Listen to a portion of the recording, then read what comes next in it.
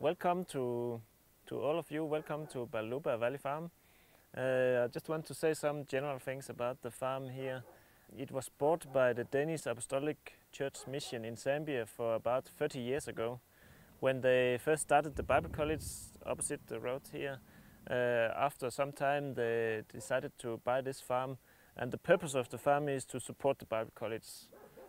So what we do here is to make a profit. So it's a non-profit organization, but we are supposed to make a profit within the organization to run the Bible College. So it has been here for 30 years and a lot of things has happened. Many changes has been throughout the 30 years. So when it first started, of course in the beginning there was very little here, but then the first, I can say, decade, I think it was developed a lot of things here, different things. Here we had pigs, chickens, broiler chickens and layer chickens, and growing tomatoes, growing cabbages, having even rabbits and making tiles, and there was also cows and fish farming has been here. So a lot of things and even more things that I can't just remember, but almost you name it, we had it here in terms of farming. So, but my predecessor and I, the last about 10 years, we have been changing the farm into more like specialization. So we are specializing in a few things instead of doing a lot of things. And the reason we do that is that we are here to make a profit. And the problem with doing 10 things is that nobody can know a lot about 10 things. You can know a lot about 1, 2 or maybe 3 things, but then if you get more than that, it becomes difficult. And if you want to do in business, do well with a lot of things, you need to be very big, like Sam Beef, you know. Sam Beef, they do a lot of things, but they're also very big. But here we are just a normal sized farm, and for us to do, for example, 10 things, then there would be some of the things we would not do very well. So that's why we have cut down. So now we are down to having bananas, we have dairy cows, and we have broiler chickens. So at the moment we have 20 hectares of bananas. We have 37,000 broiler chickens. That means a yearly production of 220,000 chickens. And we have 100 dairy cows. Recently we had beef cows, which we have sold out. And that is to make more space for the dairy cows and to also grow more bananas. We have almost 90 workers at the moment. So a lot of what we do, like the bananas, takes a lot of manual work to look after the bananas and to harvest them. Yes, and we have 120 hectares of land, so we have a bit of limit of land here, so it's quite intensive, the type of farming we're doing here. So that's also why we are into those intensive kind of farming, because that's the only way we can continue expanding. If we were, for example, on beef cows, there's a limit how many cows you can put on 120 hectares. But we don't have so many limits how many chicken houses we can put here. We can still continue putting more chicken houses. Then with the chickens and the bananas, it works well together because the manure from the chickens goes well in the bananas. So we are saving a lot of fertilizers in the bananas. So to keep both chickens and bananas, it works well together. So as it is now, I don't think we need to scale down more things, but we can focus on those 3 things now and make them bigger. So that's kind of the strategy we are using here at the moment. Now we are here, I'll just say this is our dam we have here, and this is where we collect the water for irrigating the bananas. So the whole dry season we have to irrigate the bananas, and the water here, it comes out of our own stream that comes from our own land here at the farm. So it's working well here.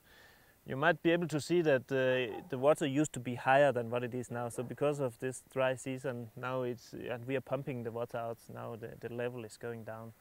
But we are still comfortable that we are having enough water because we have the stream coming with water all the time.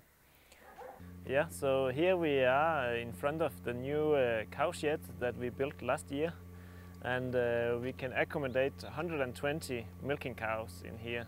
And I said earlier we have 100 cows, and when some of the cows are dry, that means when we have space for 120 cows in here, in total we can have about 150 cows.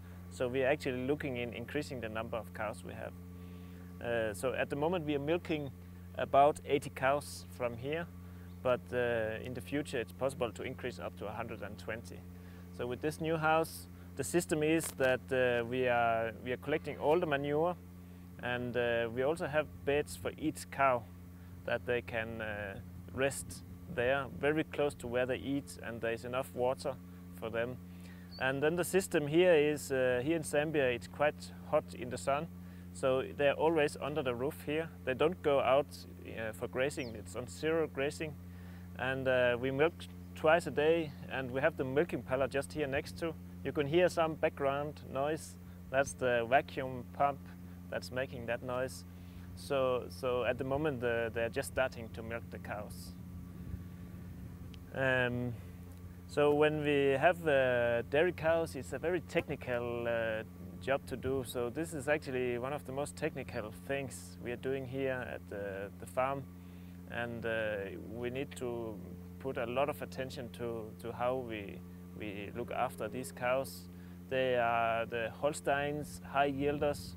We use semen from Canada to inseminate our cows, and so our breed is actually coming from Canada now. When we get a calf, it's a half Canadian, and sometimes even more. If the cow was already Canadian, half Canadian, then we are getting Canadian cows here. And on the calf side, we have to really look nicely after the calves, because they're the future. In 3 years' time, one calf would be the milking cow, and the better we look after them, the more milk they can give.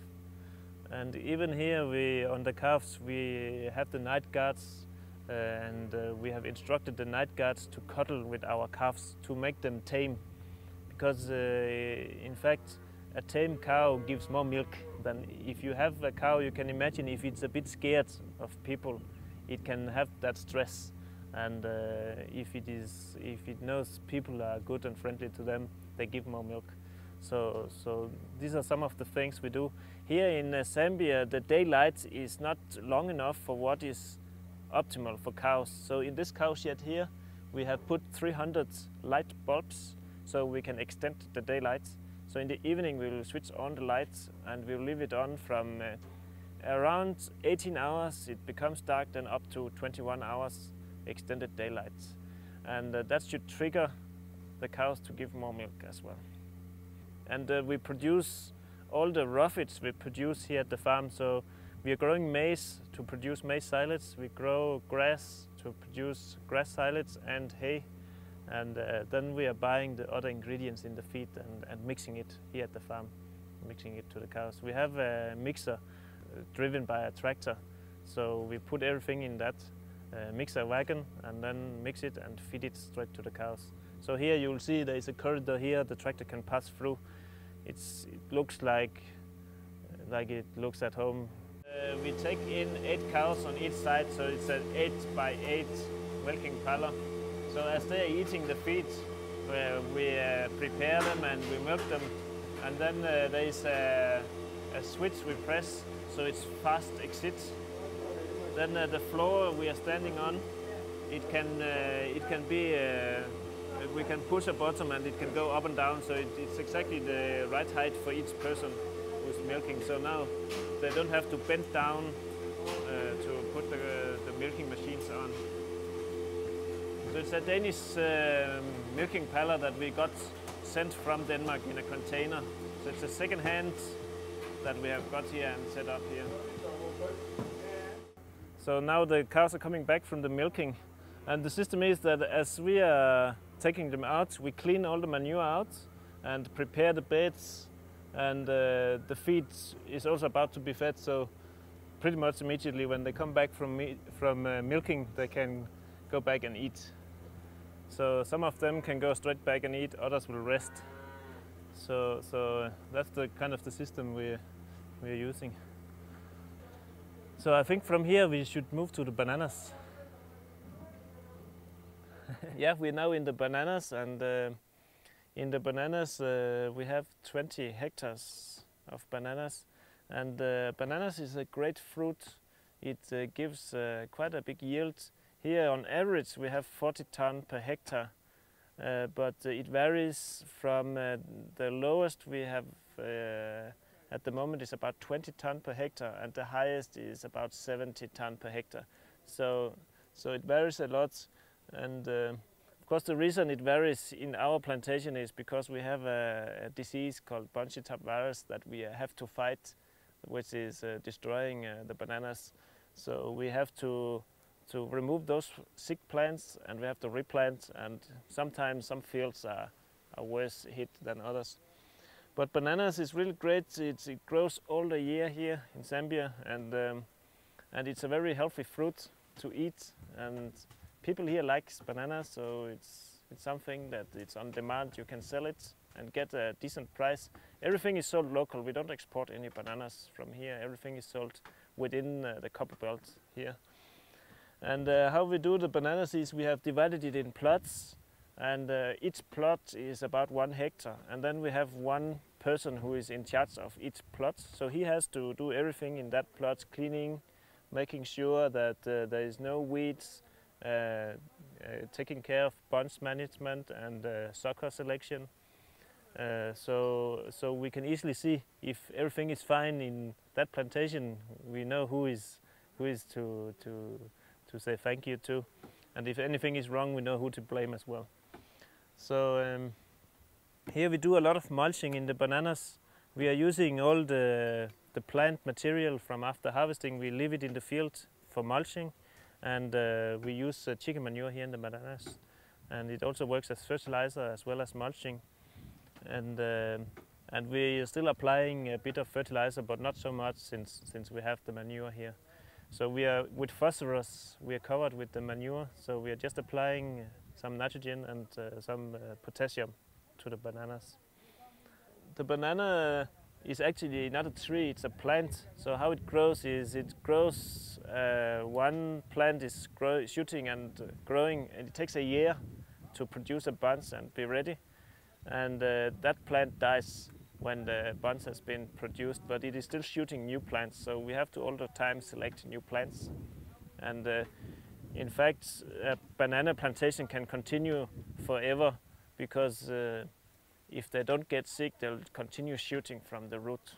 But sometimes if the production go down, we would clear the plantation and plant something else for crop rotation. So that's pretty much the bananas. Yeah, now we're standing in a chicken house that is still being built. So when it is finished, we will have 6,500 chickens in here. And that means in total we had 37,000 chickens. And this house will be combined with another house exactly the same. So we'll have a batch of 13,000 chickens. The way we do chickens here is with open ventilation, so natural ventilation in the houses. So when we have to heat the house, we'll put curtains on the houses to keep it warm. And then when the chickens are growing, we can remove the curtains and give them all the air that they can get through the windows. Chickens here, we sell almost half of the chickens live, and the other half we slaughter and sell them as dressed chickens. We have some women who is doing the slaughtering. On the chickens, when we sell them, it's a lot of customers, the marketeers we are selling the live chickens to. So in that way, we also are helping a lot of women to get some income from dealing with our chickens. And actually, I can mention it, the same applies to the bananas. When we sell the bananas, most of our customers are the marketeers who is buying our bananas and selling on the streets and selling different places where they find the customers. So it's also a great way for us to reach out to more people who can get an income out of this farm here, besides the 85 workers we have here. How we do the chickens here is it's a multi-age site, so we have always chickens in different ages here, so we can continue selling chickens all the time. So it's a bit of a challenge for growing the chickens here, because the diseases can transmit from one age group to another age group. So we have to try to keep it clean, and we are changing clothes when we are entering a chicken house to not to transmit from one chicken house to another chicken house. How we do it is every 8 weeks we put another batch in each house, and after 6 weeks we clear the house, we slaughter all the chickens that are remaining and clean the house, and then we have at least 1 week for the house to rest before the next batch come in. So that's the system of having chickens here. So I think that's it about the chickens. I can say myself, I'm sent out from Denmark as a missionary, and I've been here for 4 years, being the manager here for 4 years. And it's very interesting to work here. It has been a challenge, but it's also a very interesting job to do. And yeah, I have liked it to work here. It's you can really feel you can do it different when you're working here. So one of the things that I really like is that we give employment to a lot of people who now have money, so they can feed themselves, they can pay school fees for their children, and so forth. So that's really a good thing with being here. We just need customers, actually. How the farm is when it was bought in the beginning, it was with a loan from the Danish church, and the farm has paid back the loan. Now we still get some small loans, but it is a small loan compared to the assets on the farm. So literally the farm doesn't really owe anything. So in that way, we don't need money for investments here. But we need sometimes skilled people is something we need here sometimes, and yeah, we need the customers for sure. Yeah, so here we have a farm shop, and it's pretty much from where we sell a lot of our products. So through the farm shop we are selling all the bananas and the milk that we are not selling to Pamela at the dairy. We are also selling from the farm shop, and chickens. So how we sell our products is it's still like a bit. Some of the customers are more, you can say, directly customers, not like we used to at home, where we are just delivering everything to the big companies, but on contract basic. But here we we have many customers. Sometimes we get a new customer, sometimes another customer stops buying from us and things like that. So the marketing is like a bigger challenge here, and we have to all the time make sure we work on selling our products and doing some bit of marketing. Other times we have to say sorry to some customers because we don't have enough to sell to them. So it goes both ways. But it's important for us to have steady customers whom is buying from us all the time, and we're also trying to support those customers when for example, in seasons where there is less bananas, we try to stick to help our customers to get something. So that's the farm shop. The biggest challenge here at the farm, yeah, I think it's important to always look at the workforce, to motivate the workers. If you want to progress, it's very important the workers at the farm is feeling ownership on the farm and feels that this project is not just something they come to work just to get a pay by the end of the month, but they really have a heart for the farm, so they do their level best. So it's very important to motivate the workers, and of course we all the time has to adapt to the new times, and the farm you can't just stay at the same stage for a long time here.